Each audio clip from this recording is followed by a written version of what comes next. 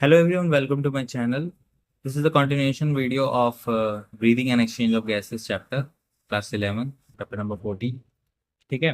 तो इस वीडियो में हम लोग क्या पढ़ने वाले हैं, मैकेनिज्म ऑफ ब्रीदिंग और रेस्पिरेटरी वॉल्यूम्स एंड कैपेसिटीज के बारे में इस वीडियो में बेसिकली हम लोग डिस्कस करने वाले हैं। ठीक है। पुरानी वीडियोस में हमने रेस्पिरेटरी ऑर्गन्स के बारे में पढ़ा और हमने पढ़ा था कि ह्यूमन के केस में ह्यूमन रेस्पिरेटरी सिस्टम जो है उस वो क्या क्या कंसिस्ट करता है, कैसे ब्रीदिंग जो होता है, एक ओवरव्यू हमने देखा था। और स्ट्रक्चर एनाटॉमिकल स्ट्रक्चर्स के बारे में भी हमने बात किया था कि नेजल पैसेज, ये एयर का फ्लो जो है वो कैसे कैसे हो रहा है, एल्विलाई तक कैसे पहुंच रहा है। ठीक है, ये सारी चीज़ें जो है पुरानी वीडियो में हमने डिस्कस किया था। इस वीडियो में हम लोग बात करने वाले हैं मैकेनिज्म ऑफ ब्रीदिंग की, कि ये ब्रीदिंग का मैकेनिज्म जो है वो कैसे होता है। ठीक है, तो चलिए स्टार्ट करते हैं। So here it is written that breathing involves two stages. Breathing क्या होता है, मैंने पहले ही आपको बताया था वीडियो के स्टार्टिंग में, पहले ही लेक्चर में, कि ब्रीदिंग में क्या होता है, दो पार्ट्स होते हैं ब्रीदिंग में। कितने पार्ट्स होते हैं? दो। क्या क्या? एक होता है इंस्पिरेशन और दूसरा क्या होता है, एक्सपिरेशन। ये तो मैंने स्टार्टिंग में ही बताया था आप लोग। ठीक है, इंस्पिरेशन मतलब एयर को बॉडी के अंदर लेना और एक्सपिरेशन मतलब बॉडी से एयर को बाहर निकालना। एयर में बेसिकली प्राइमरली हमको क्या चाहिए, ऑक्सीजन, और बाहर क्या निकालना है, प्राइमरली हमको carbon dioxide. Okay, which is a harmful product. ठीक है। तो breathing involve two stages, inspiration during which the atmospheric air is drawn in, वही बात लिखी है यहाँ पे, और expiration by which the alveolar air, finally air कहाँ पहुंच रहा था, एल्वियोलाई के पास जहाँ पे एक्सचेंज हो रहा था गैसेस का। ठीक है। तो एक्सपिरेशन क्या है, expiration is the process by which the alveolar air is released, body से उसे बाहर निकाला जाता है। Okay. So the movement of air into and out of the lungs is carried out by creating a pressure gradient between the lungs and the atmosphere. पहले हम लोग ये पढ़ लेते हैं, फिर मैं आप लोग को एक्सप्लेन कर दूंगा एक एक चीज कैसे क्या हो रहा है। ठीक है। तो क्या लिखा है कि the movement of the air into and out of the lung is carried out by creating a pressure gradient. कह रहा है कि मोमेंट ऑफ एयर, ये जो एयर का मूवमेंट हो रहा है कि हम एक्सपायर कर रहे हैं तो हवा बाहर जा रही है और इंस्पायर कर रहे हैं तो हवा अंदर आ रही है, तो ये कैसे पॉसिबल हो रहा है। ठीक है। लंग्स का तो वॉल्यूम घटा बढ़ा नहीं सकते हम, ठीक है ना। हमको क्या करना है, हमने पहले भी पढ़ा था कि अगर लंग्स की वॉल्यूम में चेंज करना है तो हमको थोरेसिक कैविटी के वॉल्यूम में चेंज करना पड़ेगा। ओके, ठीक है। तो यही करते हैं हम बेसिकली। तो एक प्रेशर ग्रेडियंट बनाना पड़ेगा। प्रेशर ग्रेडियंट मतलब समझ रहे हैं हम? प्रेशर ग्रेडियंट मतलब ये होता है कि एक तरफ प्रेशर जो है ज्यादा और दूसरा, मान लो ये प्रेशर है हमारा यहाँ, ये मान लो फॉर एग्जाम्पल, मान लो ये बॉल है, ये यहाँ से यहाँ फ्लो तब करेगा जब यहाँ पे क्या होगा, कुछ हाइट होगा। क्यों? यहाँ पे इसकी क्या हो जाएगी, पोटेंशियल एनर्जी ज्यादा, यहाँ पे पोटेंशियल एनर्जी क्या हो जाएगी, कम। तो एनर्जी किधर फ्लो करती है, हायर टू लोअर। तो ऐसे ही यहाँ पे भी हमको करना पड़ेगा कि प्रेशर जो है, प्रेशर के अलोंग जो है एयर मूव करेगा। यहाँ पे अगर प्रेशर ज्यादा है, मतलब यहाँ पे अगर मैं बात कर लूँ 12 पास्कल है, पास्कल छोड़ दो यार, मैं ऐसे ही समझा देता हूँ कि यहाँ पे प्रेशर क्या है, ज्यादा, और यहाँ पे प्रेशर क्या है, कम। तो एयर का फ्लो कैसे होगा, higher pressure to lower pressure. तो अगर हमको कुछ भी करना है, एयर का मूवमेंट करना है, तो मतलब एक जगह प्रेशर को बढ़ाना पड़ेगा, दूसरी जगह प्रेशर को घटाना पड़ेगा, तब मूवमेंट ऐसा होगा। लेकिन अगर हमको मूवमेंट ऐसा करना है, मतलब इस डायरेक्शन में हो, तो यहाँ का प्रेशर क्या होना चाहिए, ज्यादा, और यहाँ का प्रेशर क्या होना चाहिए, कम। हमेशा जो है एयर का फ्लो होगा from higher pressure to lower pressure. जहां पे प्रेशर ज्यादा होगा वहां से किस तरफ मूव करेगा एयर, जहां पे प्रेशर कम होगा। तो यही जो मैकेनिज्म है, यही जो प्रिंसिपल है, बेसिकली हम लोग ब्रीदिंग के लिए यूज करते हैं, जिसकी वजह से हम इंस्पायरेशन कर सकते हैं या एक्सपायरेशन कर सकते हैं। ठीक है, कि हमको प्रेशर ग्रेडियंट बनाना है। ग्रेडियंट मतलब होता है डिफरेंस, ग्रेडियंट मतलब क्या होता है, डिफरेंस। ठीक है, एक फर्क होना चाहिए दोनों के बीच में, मतलब एक जगह प्रेशर क्या होना चाहिए, ज्यादा, और एक जगह प्रेशर क्या होना चाहिए, कम। इसी को बोलते हैं क्या हम, प्रेशर ग्रेडियंट। ग्रेडियंट मतलब बेसिकली होता है डिफरेंट, प्रेशर ग्रेडियंट मतलब डिफरेंस। ठीक है, ठीक है, इतनी बातें तो हमको समझ आ। ठीक, आगे देखते हैं। सो इंस्पिरेशन जो होता है can occur if the pressure with in the lungs. अच्छा, ये सब छोड़ो, पहले मैं एक क्वेश्चन पूछता हूँ। जैसे इतना मैंने बता दिया कि जो एयर का फ्लो होता है वो हायर प्रेशर से लोअर प्रेशर की तरफ। ठीक है, फिर आप सोच के बताओ कि मान लो ये ह्यूमन बीइंग है। ठीक है, ठीक है। अगर यहाँ पे एटमॉस्फेरिक एयर है, एटमॉस्फेरिक एयर मतलब एटमॉस्फेयर में जो एयर अवेलेबल है, और हमको पता है एटमॉस्फेरिक एयर का जो प्रेशर होता है वो कितना होता है, 1 atm। है ना। प्रेशर ऑफ एटमॉस्फेरिक एयर जो होता है वो कितना होता है, 1 atm। ठीक है, अगर हमको ये कहाँ तक पहुंचाना है, लंग्स तक पहुंचाना है। ठीक है, हमने बताया था कि 2 लंग्स होते हैं। ठीक है, लंग्स तक पहुंचाना है। तो लंग्स तक पहुंचाने के लिए क्या करना पड़ेगा हमको, कि एक प्रेशर ग्रेडियंट बनाना पड़ेगा। तो अगर मुझे सोचो कि अगर इंस्पायर करना है, मतलब हवा को अंदर लेना है, तो अंदर बॉडी के अंदर, लंग्स के अंदर बेसिकली कहाँ तक जाना है, इसे लंग्स के अंदर। तो लंग्स, अगर मैं इसको मान लूँ लंग्स के अंदर प्रेशर है P1, और बाहर जो प्रेशर है वो क्या है, सर मैं बाहर मान लेता हूँ प्रेशर कितना है P1, और लंग्स के अंदर है प्रेशर P2। ठीक है, तो अगर मुझको एयर का फ्लो करवाना है फ्रॉम आउटसाइड टू इनसाइड, तो प्रेशर कहाँ जाना होना चाहिए। ये जो कॉन्सेप्ट मैंने आपको इससे पहले बताया था उसके अकॉर्डिंग सोच के बताइए कि P1 is greater than P2 होना चाहिए, मतलब P1 का प्रेशर मतलब एटमॉस्फेरिक प्रेशर ज्यादा होना चाहिए देन इंट्रा पल्मोनरी प्रेशर, मतलब लंग्स के अंदर अंदर का प्रेशर, या फिर लंग्स के अंदर का प्रेशर ज्यादा होना चाहिए देन एटमॉस्फेरिक प्रेशर, मतलब P2 is greater than P1। इन दोनों में से कौन सा सही है बताइए।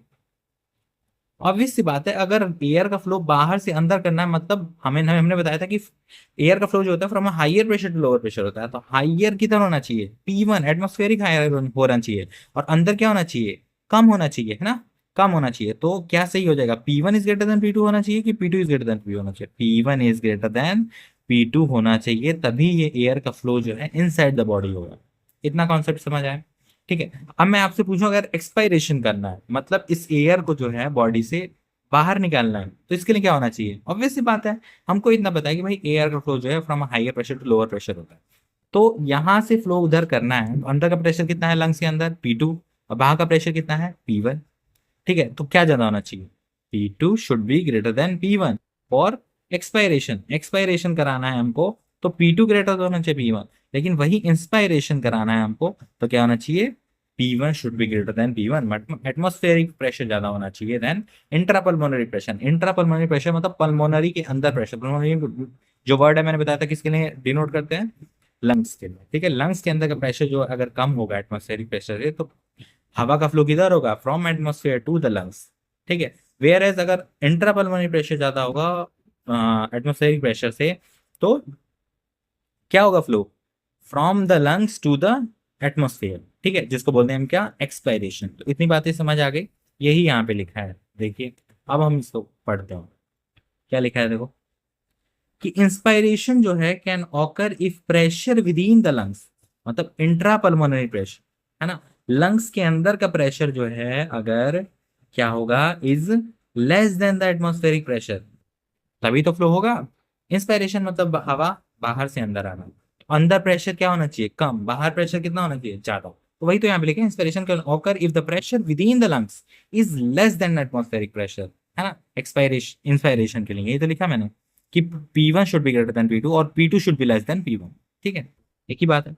इस मतलब लेस देन होना चाहिए, मतलब there is a negative pressure in the lungs. Negative pressure का मतलब ये नहीं कि नेगेटिव में प्रेशर, नेगेटिव मतलब कम होता है, मतलब बाहर के कंपैरिजन में कम है, तो कह सकते हैं बाहर के कंपैरिजन में अंदर का प्रेशर जो है वो नेगेटिव, है ना। अगर मैं बाहर 0 मान लो तो अंदर -2 मानू, मतलब कम है एक तरह से, है ना। तो यही यहाँ पे लिखा है कि अंदर का प्रेशर क्या है, नेगेटिव। नेगेटिव कहने का मतलब कम है आउटसाइड के कंपैरिजन में। ठीक है, कहीं पे भी अगर नेगेटिव बोला, पोटेंशियल डिफरेंस भी कहता है कि अंदर नेगेटिव है देन बाहर, इसका मतलब ये नहीं कि बाहर अंदर नेगेटिव चार्ज नेगेटिव ही है, हेलो, इसका मतलब ये है कि बाहर के कंपैरिजन में, बाहर अगर 20 वोल्ट है, अंदर 18 वोल्ट है, तो कहेंगे 2 -2 मिली वोल्ट का, -2 वोल्ट का क्या है, डिफरेंस है। मतलब अंदर का पोटेंशियल जो है वो कितना निगेटिव में है, -2 निगेटिव में है अंदर का पोटेंशियल। ठीक है, ये कहने का तरीका है। ठीक है, कहने का बेसिक मतलब ये है कि अगर इंस्पायरेशन करना है तो बाहर का प्रेशर ज्यादा होना चाहिए, और इंट्रापल्मोनरी प्रेशर क्या होना चाहिए, कम होना चाहिए, या फिर अंदर का प्रेशर कैसा होना चाहिए, नेगेटिव होना चाहिए in comparison to the outside pressure. ठीक है, वही यहाँ पे लिखा है, there is a negative pressure in lungs with respect to atmospheric pressure के रिस्पेक्ट। ठीक है, अंदर क्या है, नेगेटिव। नेगेटिव मतलब कम। ठीक है, नेगेटिव मतलब माइनस नहीं है, नेगेटिव मतलब कम है in comparison to atmospheric pressure. Similarly अगर मैं बात करूं एक्सपायरेशन की, takes place when the intrapulmonary pressure क्या होना चाहिए, हायर। अंदर का प्रेशर ज्यादा होगा तभी तो बाहर हवा जाएगी, है ना, क्योंकि हवा का फ्लो किधर होता है, from a pressure of higher higher pressure to lower pressure. ठीक है, so expiration takes place when the interpulmonary pressure is higher than the atmospheric pressure. देखो इतना ये मैंने इसलिए बताया क्योंकि ये स्टेटमेंट बेस में पूछ सकता है, ये दोनों स्टेटमेंट दे सकता है, और पूछ सकता है which of the following statement is true, या फिर 4 स्टेटमेंट देगा दे देगा, उसमें से 2 स्टेटमेंट ये रहेंगे जिसमें से आपको सिलेक्ट करना होगा कि क्या सही है क्या गलत है। तो एक अगर आपको इसका वो पता है, आपको कॉन्सेप्ट पता है, तो आप ये क्वेश्चन गलत नहीं करेंगे कभी भी, ठीक है, कहीं पे भी ये पूछेगा। तो ये बेसिकली मेरा मतलब था इतना समझाने का, ठीक है। तो अब आगे देखते हैं। The diaphragm and a specialized set of muscle, external and internal costal muscle between the ribs, help in generation of such gradient। अब ये जो ग्रेडियंट बना है, मतलब ये जो ग्रेडियंट बना है, अंदर का प्रेशर कभी कम हो जा रहा है ना, लंग्स के अंदर का प्रेशर मतलब पल्मोनरी प्रेशर मैं मान लेता हूँ उसको, P2 माना था ना मैंने, P2 P2 कभी ज्यादा हो जा रहा है कभी कम हो जा रहा है, कैसे हो रहा है ये? तो इस प्रेशर को मेंटेन करने के लिए कुछ सेट्स ऑफ क्या होते हैं, मसल्स हो, ठीक है, कुछ मसल्स होते हैं हमारे थोरेसिक कैविटी में, जो कि रिस्पॉन्सिबल होते हैं इस प्रेशर को मेंटेन करने के लिए, इस प्रेशर को चेंज करने के लिए। वो कौन कौन सी ऐसी चीजें हैं, तो वो आपको याद होनी चाहिए। सबसे पहला क्या है हमारा स्ट्रक्चर, वो है डायाफ्राम। क्या है? डायाफ्राम, ठीक है, पहला स्ट्रक्चर। दूसरा स्ट्रक्चर है एक्सटर्नल इंटरकोस्टल मसल। तीसरा स्ट्रक्चर क्या है? Internal intercostal muscle. Intercostal muscle, intercostal मतलब ये कि, रुक जाइए आपको मैं डायग्राम में दिखा देता हूँ। चलिए कोई बात नहीं, मैं आपको बता देता हूँ कि ये इंटरकोस्टल मसल्स क्या होता है। इंटर मतलब क्या होता है? दो चीजों के बीच में। और कोस्टल मतलब क्या होता है? रिब्स। कोस्टल कार्टिलेज नाम सुना होगा आपने। तो ये हमारा स्टर्नम है, बीच में प्रेजेंट होता है, और ये हमारे क्या है? रिब्स। इन रिब्स के बीच में क्या होता है कि मसल्स प्रेजेंट होते हैं। इन रिब्स के बीच में क्या प्रेजेंट होते हैं? मसल्स प्रेजेंट होते हैं। और उन्हीं मसल्स का नाम क्या है? Intercostal muscle. क्या बोलते हैं इसको? Intercostal muscle. अंदर की तरफ है तो internal intercostal muscle, intercostal muscle. और ये एक्सटर्नल साइड में प्रेजेंट है तो एक्सटर्नल इंटरकोस्टल मसल। ठीक है, इतना समझ गया। इंटरकोस्टल मसल क्या होते हैं कि रिब्स के बीच में मसल्स प्रेजेंट है, उनको क्या बोले हम ना? Intercostal muscle. जो इंटरनली प्रेजेंट है उसको इंटरनल इंटरकोस्टल मसल बोलते हैं, जो एक्सटर्नली प्रेजेंट है उसको एक्सटर्नल इंटरकोस्टल मसल होते हैं। ठीक है, ये सब स्ट्रक्चर जो है वो हेल्प करते हैं किसमें? इंस्पायरेशन एक्सपायरेशन कराने में, या फिर कह सकते हैं कि ये जो चेंज कर रहा है, प्रेशर ग्रेडियंट बना रहा है, प्रेशर चेंज हो रहा है, कभी अंदर ज्यादा हो जा रहा है प्रेशर लंग्स के, कभी अंदर कभी कम हो जा रहा है, तो उन प्रेशर को मेंटेन करने के लिए कौन रिस्पॉन्सिबल है? Diaphragm, external intercostal muscle and internal intercostal muscles. ये जो मस्कुलर स्ट्रक्चर जो है वो रिस्पॉन्सिबल है। वही यहाँ पे लिखा है कि the diaphragm and the specialized set of muscle, वो कौन कौन सी है? External intercostal muscle and internal intercostal muscle. External internal intercostal muscles present between the ribs, ribs के बीच में प्रेजेंट होते हैं। ये हेल्प करते हैं जनरेशन में इन ग्रेडियंट को, मतलब इस प्रेशर ग्रेडियंट को मेंटेन करने के लिए यही रिस्पॉन्सिबल होते हैं। अगर हम नॉर्मल इंस्पायरेशन या एक्सपायरेशन में, ठीक है, मतलब जनरली जैसे हम लोग सांसें सांसें लेते हैं रेस्टिंग कंडीशन में, नॉर्मली जैसे लेते हैं, तो वो हमारा क्या हो गया? नॉर्मल कंडीशन हो गया। उस कंडीशन में जो ग्रुप ऑफ मसल्स जो होते हैं जो इन्वॉल्व होते हैं, जो कि प्रेशर ग्रेडियंट को मेंटेन करते हैं, कभी इंट्रापल्मोनरी प्रेशर बढ़ा रहे हैं, कभी इंट्रापल्मोनरी प्रेशर घटा रहे हैं, है ना। तो ये उसके लिए रिस्पॉन्सिबल कौन कौन से मसल्स होते हैं? वो डायफ्राम होता है, एक्सटर्नल इंटरकोस्टल मसल होता है, और इंटरनल इंटरकोस्टल मसल होता है। ओके, ठीक। Inspiration is initiated by a contraction of diaphragm, which increases the volume of thoracic chamber in the anterior posterior axis। ठीक है, पहले पढ़ लेते हैं फिर मैं आपको बताता हूँ इसका मतलब। The contraction of external intercostal muscle lifts up the ribs and the sternum, causing the increase in volume of thoracic chamber dorsoventrally। ठीक है, the overall increase in thoracic volume causes a similar increase in pulmonary volume. An increase in pulmonary volume decreases the interpulmonary pressure to the less than the atmospheric pressure, which forces the air from the outside to move inside the lung. That is inspiration हो जाता है। कहने का मतलब क्या है, मैं आपको एक्सप्लेन कर देता हूँ यहाँ पे। ठीक है, देखो हो क्या रहा है बेसिकली कि ये हमारा रिब्स है, ठीक है, ये हमारा स्टर्नम है, ये रिब्स है, और ये हमारे क्या है? मसल्स है ना। एक्सटर्नल इंटरकोस्टल मसल बाहर की तरफ देखो, एक्सटर्नल इंटरकोस्टल मसल, ये हमारा हो गया एक्सटर्नल इंटरकोस्टल मसल, और ये हो एक्सटर्नल इंटरकोस्टल मसल। ठीक है, और एक हमारा क्या है हमारे पास? डायफ्राम। डायफ्राम मैंने बताया था कि एब्डोमिनल कैविटी और थोरेसिक कैविटी को दो पार्ट में डिवाइड कर दिया।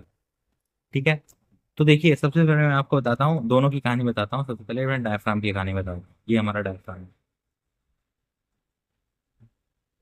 ठीक है, ये हमारा डायफ्राम है। डायफ्राम जब कॉन्ट्रैक्ट करता है, डायफ्राम जब कॉन्ट्रैक्ट करता है तो वो फ्लैट हो जाता है। क्या हो जाता है? फ्लैट, मतलब ऐसा हो जाता है एक तरह से। ठीक है, इतना समझ आ रहा है? कॉन्ट्रैक्ट करेगा तो कैसा हो जाएगा? फ्लैट हो जाएगा। अदरवाइज कैसा होगा? Dome shape. ठीक। तो एक बात बताइए आप, ये हमारा है लंग्स। ठीक है,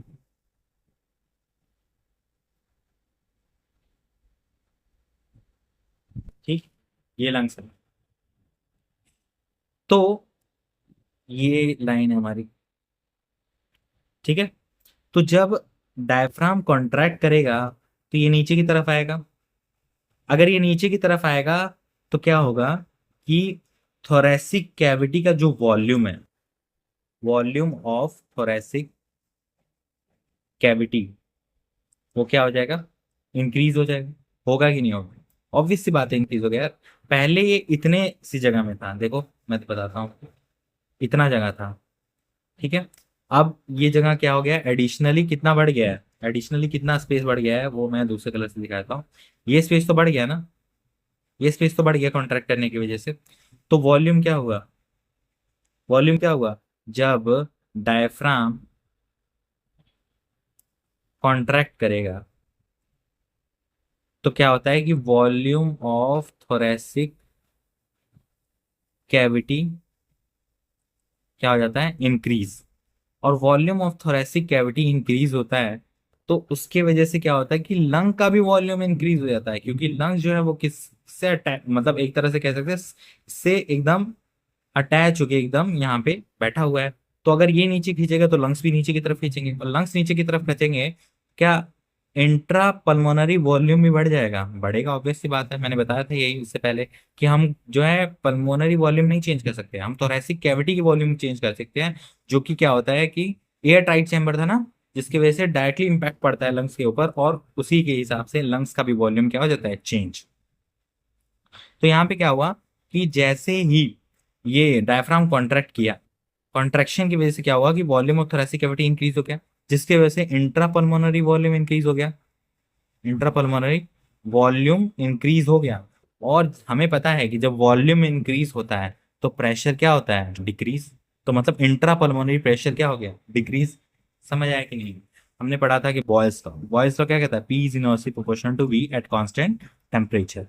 एट कांस्टेंट टेम्परेचर मतलब टेम्परेचर अगर कांस्टेंट हो, क्या यहाँ पे कोई टेम्परेचर चेंज हो रहा है क्या? इस प्रोसेस में कोई टेम्परेचर चेंज हो रहा है? कोई टेम्परेचर चेंज नहीं हो रहा है। बॉडी का टेम्परेचर 37 डिग्री सेल्सियस होता है नॉर्मल, और वही है 37 डिग्री सेल्सियस, तो टेम्परेचर चेंज नहीं हो रहा है। तो बॉयल्स लॉ यहाँ पे एप्लीकेबल है। और अगर प्रेशर यहाँ पे क्या हो रहा है कि वॉल्यूम अगर क्या हो रहा है? बढ़ेगा तो प्रेशर क्या होगा? घटेगा। मतलब इंट्रा पल्मोनरी प्रेशर क्या हो गया? घट गया। अगर इंट्रा पल्मोनरी प्रेशर घट गया तो बाहर का प्रेशर तो कांस्टेंट है ना, बाहर तो 180 ही है। तो मतलब बाहर के कंपैरिजन में अंदर का प्रेशर क्या हो गया? कम। बाहर के कंपैरिजन में अंदर का प्रेशर क्या हो गया? कम। मतलब P2 is less than P1 और P1 is greater than P2। इसका मतलब क्या होगा आप बताओ?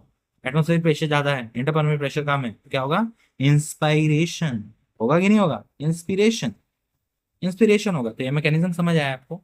ठीक है, तो ये क्या कर रहा है? डायफ्राम जो है वो volume of thoracic cavity increase कर दे रहा है, जिसके वजह से इंट्रा पल्मोनरी वॉल्यूम इंक्रीज हो रहा है, जिसके वजह से इंट्रा पल्मोनरी प्रेशर डिक्रीज हो जा रहा है, जिसकी वजह से क्या हो रहा है कि there is negative pressure inside the pulmonary और inside the lungs. That is why the air flow from the outside environment inside the lungs. Okay, इतना समझ आ गया? तो ये रोल किसका है? डायफ्राम का। डायफ्राम ने रोल क्या प्ले किया ड्यूरिंग द इंस्पायरेशन? ऐसे ही क्या है कि हमारे एक्सटर्नल इंटरकोस्टल मसल और इंटरनल इंटरकोस्टल मसल जो है वो भी यही काम करते हैं। क्या करते हैं वो? लाइक ये एक्सटर्नल इंटरकोस्टल मसल है, ये क्या करता है कि जब ये कॉन्ट्रैक्ट करता है, जब ये कॉन्ट्रैक्ट करते हैं तो ये भी थोरेसिक कैविटी का वॉल्यूम इंक्रीज करते हैं। वॉल्यूम क्या करते हैं? इंक्रीज करते हैं। लेकिन इनका जो इंक्रीज करने का डायरेक्शन होता है, तो रिब्स जो है आगे की तरफ पुश होंगी। आगे की तरफ पुश होंगी तो क्या होगा कि ये अपलिफ्ट होगा। मैं साइड से व्यू दिखाता हूँ। जैसे ये आदमी है, ये ऐसे ही दिखेगा साइड से, लेटरल व्यू अगर हम देखेंगे, है ना, साइड से खड़ा है, लाइक ये बंदा ऐसे खड़ा है, ठीक है, ऐसे खड़ा है, ऐसे, ऐसे मान रहा हूं मैं, ऐसे खड़ा है, साइड से देख रहा है, लेटरल व्यू है। लेटरल व्यू मैंने बताया था ना, साइड से, तो उसके रिब्स ऐसे हैं, ठीक है, ऐसे, ठीक। तो ये कहाँ प्रेजेंट है, ये मसल यहाँ पे प्रेजेंट है, एक्सटर्नल इंटरकोस्टल मसल। तो जब ये कॉन्ट्रैक्ट करते हैं तो ये इसको लिफ्ट अप करता है, रिब्स को लिफ्ट अप करता है। तो पहले ये ऐसे था, तो अब ये ऐसे हो जाएगा। लिफ्ट अप करने की वजह से क्या होगा कि इसका डायामीटर जो है इंक्रीज हो जाएगा। डायमीटर जो है वो क्या हो जाएगा, इंक्रीज हो जाएगा। और इसका डायरेक्शन क्या होगा, ये थोरेसिक कैविटी के जो स्पेस है उसको इंक्रीज कर देगा, थोरेसिक कैविटी का वॉल्यूम इंक्रीज कर देगा, लेकिन इसका डायरेक्शन क्या होगा, एंटेरो पोस्टीरियर। एंटेरो पोस्टीरियर, ये कैसे डायरेक्शन बढ़ा रहा है, ऐसे ही तो आदमी खड़ा है, तो ये डायरेक्शन कैसे इंक्रीज हुआ, थोरेसिक कैविटी का वॉल्यूम एंटेरो पोस्टीरियर। फिर इस डायफ्राम कैसे इंक्रीज कर रहा था, कैसे इंक्रीज कर रहा था बताओ। एंटेरो पोस्टीरियर को हम और क्या कह सकते हैं, मैंने बताया था एंटेरो को क्या बोलते हैं, वेंट्रल, और पोस्टीरियर को क्या बोलते हैं, डॉर्सल। तो क्या इसको बोल सकते हैं मैं, dorso ventrally, yes, dorso ventrally. Dorso ventrally volume increase कर रहा है कौन, external intercostal muscle and internal intercostal muscle, ये जो है डॉर्सो वेंट्रली वॉल्यूम इंक्रीज कर रहे हैं। Whereas dome shape diaphragm जो है हमारा वो कॉन्ट्रैक्ट कर रहा था, फ्लैट हो रहा था, जिसकी वजह से कैसा इंक्रीज हो रहा था वॉल्यूम, ऊपर नीचे की form, है ना। ऊपर को क्या बोलते थे हम लोग, बताओ क्या बोलते थे।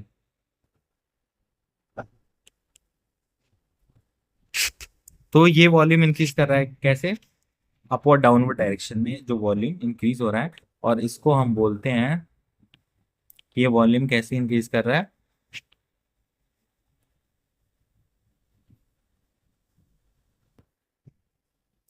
सॉरी एक मिस्टेक हो गया, कि ये जो है एक्सटर्नल इंटरकोस्टल मसल्स जो है वो वॉल्यूम इंक्रीज करते हैं डॉर्सो वेंट्रली। कैसे इंक्रीज करते हैं, dorsoventrally. Whereas diaphragm जो इंक्रीज करता है वॉल्यूम को थोरेसिक कैविटी के, वो इंक्रीज करता है एंटेरो पोस्टीरियर, एंटेरो पोस्टीरियरली, ठीक है।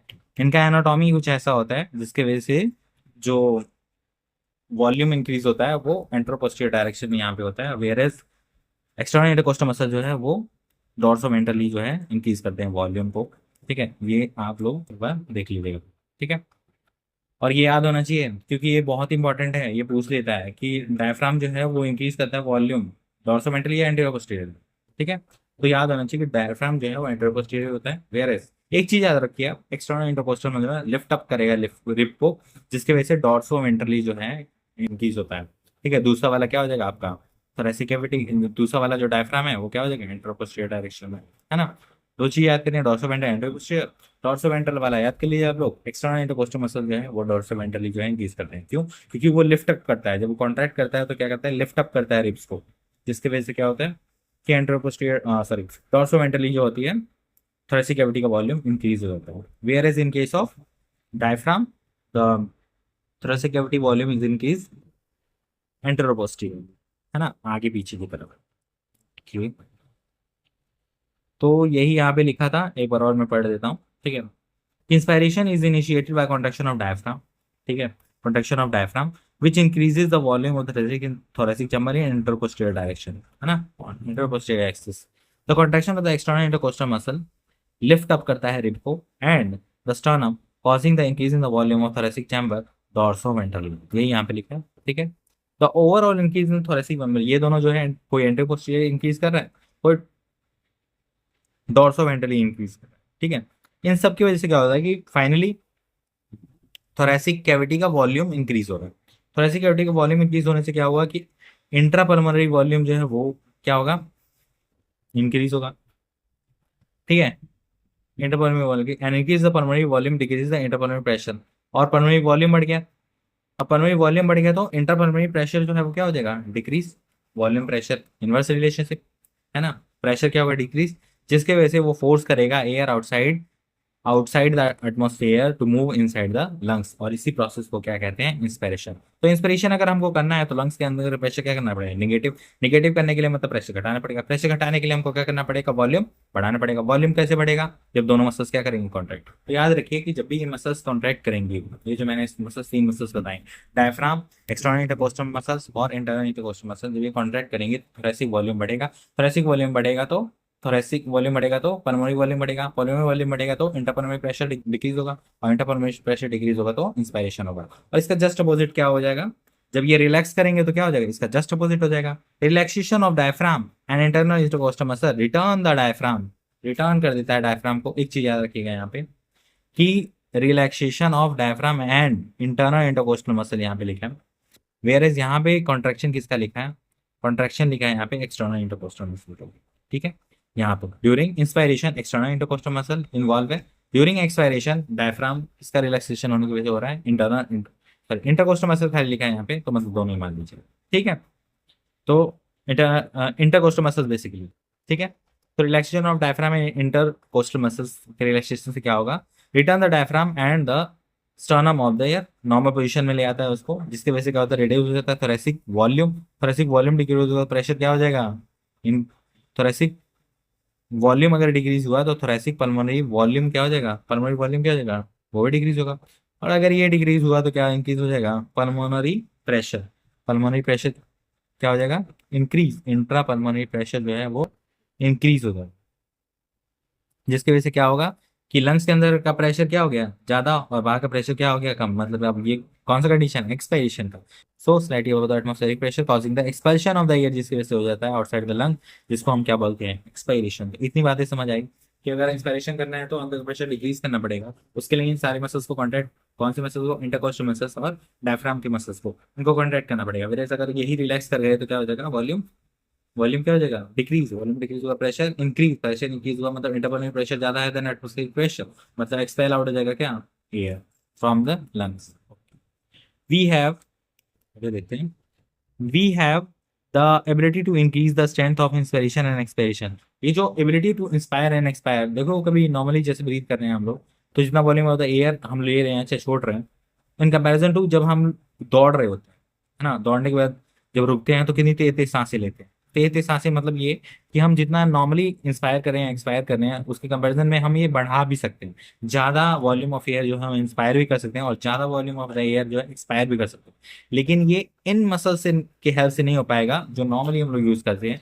और नॉर्मली कौन सा मसल यूज करते हैं, डायफ्राम और इंटरकोस्टल मसल। तो इन सिर्फ मसल से काम नहीं चलेगा, अगर हमको एडिशनल वॉल्यूम ऑफ एयर लेना है चाहे छोड़ना है, फोर्सफुल एक्सपायरेशन है इंस्पायरेशन बेसिकली करना है, तो हमको जरूरत पड़ेंगे एडिशनल मसल्स का, जो कि कहाँ प्रेजेंट होता है, एब्डोमेन में। तो याद होना चाहिए एब्डोमिनल मसल्स जो होते हैं वो फोर्स इंस्पायरेशन और फोर्स्ड एक्सपायरेशन के लिए क्या होते हैं, रिक्वायर्ड होते हैं, या फिर इंक्रीज करने के लिए strength of expiration and expiration. Additional source of the muscles are required which are present in the abdomen, so which can also be known as abdominal muscles. Abdominal muscles के नाम से भी हम बोल सकते हैं, जैसे कि एब्डोमिनल मसल्स जो हैं उनकी जरूरत पड़ती है अगर हमको फोर्स एक्सपायरेशन या फोर्स इंस्पायरेशन करना है, मतलब ज्यादा वॉल्यूम ऑफ एयर अगर हमको लेना है नॉर्मल से, या फिर ज्यादा वॉल्यूम ऑफ एयर को छोड़ना है देन नॉर्मल, तो हमको यूज करना पड़ेगा एब्डोमिनल मसल्स का। ओके, इतनी बातें क्लियर है। नॉर्मली किसका यूज करेंगे हम, नॉर्मली किसका यूज करेंगे, डायफ्राम का यूज करेंगे, और इंटरकोस्टल मसल्स कितने तरह के, दो, इंटरनल और एक्सटर्नल। इतनी बातें क्लियर है, okay thank you. On an average अगर मैं बात करूँ तो हेल्दी ह्यूमन जो है 12 से 16 बार ब्रीथ करता है पर मिनट। एक मिनट के अंदर एक हेल्दी ह्यूमन अगर ह्यूमन बीइंग है अगर, तो 12 से 16 बार जो है वो ब्रीथ करता है। ब्रीथ मतलब इंस्पायरेशन और एक्सपायरेशन, मतलब अगर मैं पूछूं इतने बार ब्रीथ करता है पर मिनट, पर मिनट, एक मिनट में, तो अगर मैं पूछूं कि एक मिनट में वो बंदा कितनी बार इंस्पायरेशन करेगा, बताओ। 12 से 16 ही यार, ब्रीदिंग कर रहा है 12 बार, मतलब 12 बार इंस्पायरेशन कर रहा है और 12 बार एक्सपायरेशन। अगर मैं पूछूं एक्सपायरेशन कितनी बार कर रहा है, तो 12 से 16 ही होगा, है ना। ब्रीदिंग में दोनों आते हैं, इंस्पायरेशन और एक्सपायरेशन। एक इंस्पायरेशन एक एक्सपायरेशन मिलके क्या बनता है, एक ब्रीथ। ठीक है, तो जितनी बार ब्रीदिंग करेगा उतनी बार इंस्पायरेशन करेगा, और उतनी ही बार क्या करेगा, एक्सपायरेशन करेगा। ठीक है, इतनी बातें क्लियर। ये डायग्राम दिया हुआ है यहाँ पे, इसको कुछ खास नहीं है इसमें, ठीक है, जो मैंने बताया वही है, वही यहाँ पे दिया हुआ है। देखो बता देता हूँ एक बार, क्या पता डायग्राम आ जाए। एयर एंटरिंग द लंग्स, ये एंटर कर रहा है लंग्स कब, जब डायफ्राम क्या हो रहा है, कॉन्ट्रैक्ट। मैंने बताया था डायफ्राम कॉन्ट्रैक्ट होगा और क्या होगा, एक्सटर्नल इंटरकोस्टल, इंटरनल इंटरकोस्टल जो है वो अगर कॉन्ट्रैक्ट करेंगे क्या होगा, वॉल्यूम इंक्रीज होगा। वॉल्यूम इंक्रीज होगा तो प्रेशर क्या होगा, डिक्रीज। मतलब P2 डिक्रीज, मतलब P1 is greater than P2, atmospheric pressure ज्यादा है तो मतलब क्या होगा, इंस्पायरेशन, है ना। वही यहाँ पे हो रहा है, वही यहाँ पे दिया हुआ है कि रिब्स एंड स्टर्नम रेज हो गया, मतलब दोनों कॉन्ट्रैक्ट किए हैं, एक्सटर्नल इंटरकोस्टल इंटरनल इंटरकोस्टल, जिसकी वजह से लिफ्ट किया है रिब को। और डायरेक्शन क्या है, डॉर्सोवेंट्रली, डायफ्राम इंटरकोस्टिलियरी, ठीक है, डायफ्राम कॉन्ट्रैक्ट। वही यहाँ पे air expelled from the lungs कब होगा, जब दोनों रिलैक्स करेंगे, diaphragm relaxed, arch is upward, and ये जो रिब्स अपने नॉर्मल पोजीशन पे होते हैं। ठीक है, इतनी बातें, तो ये आपको याद होना चाहिए कि नॉर्मल ब्रीथ रेट कितना होता है, ब्रीदिंग रेट कितना होता है, 12 से 16 टाइम्स पर minute. Volume of the air involve in the breathing movements can be estimated by using a spirometer के थ्रू हम लोग एस्टिमेट कर सकते हैं, which helps in clinical assessment of pulmonary function. Pulmonary function को देखने के लिए कितना वॉल्यूम ऑफ एयर हमने लिया, कितना वॉल्यूम ऑफ एयर हमने दिया, मतलब बाहर छोड़ा, तो इसको मेजर करने के लिए एक इंस्ट्रूमेंट आता है जिसका नाम क्या है, स्पायरोमीटर। इस इंस्ट्रूमेंट की हेल्प से हम लोग पता लगा सकते हैं कि कितना वॉल्यूम ऑफ एयर जो है एक पर्टिकुलर आदमी ले रहा है और कितना वॉल्यूम ऑफ एयर जो है एक्सपायर कर रहा है। ठीक है, इससे पता लगा सकते हैं कोई अगर डिजीज है ना, डिजीज है तो उसमें क्या होता है कि इंस्पायरेशन एंड एक्सपायरेशन का कैपेसिटी जो होता है वो डिक्रीज होता है, जिसके वजह से आदमी जो है लेस वॉल्यूम ऑफ एयर जो है वो इनटेक करता है, तो वो हम स्पायरोमीटर से नाप लेंगे। नॉर्मल हमको पता है, नॉर्मल रेंज हमको पता है, अगर उससे कम चला जाएगा तो ऑब्वियस सी बात है कि बीमारी है आदमी को, ठीक है, सांस नहीं ले पा रहा है, तो ब्रीदिंग रिलेटेड डिसऑर्डर और ब्रीदिंग रिलेटेड कोई डिसीज है, ये पता लगा लेते हैं हम लोग स्पायरोमीटर के थ्रू में सब। ठीक है, क्लिनिकल असेसमेंट करने के लिए हेल्पफुल होता है स्पायरोमीटर, तो इतनी चीजें आपको याद होनी चाहिए। इस वीडियो में मैं इतना ही बताता हूँ, अगले वीडियो में मैं डिस्कस करूंगा रेस्पिरेटरी वॉल्यूम और कैपेसिटीज के बाद में, क्योंकि ये भी समझने वाला टॉपिक है। ठीक है, इसमें भी थोड़ा समय लगेगा। ठीक है, तो इस वीडियो में यहीं तक मैं बताता हूँ, इस वीडियो को यहीं पे एंड करते हैं।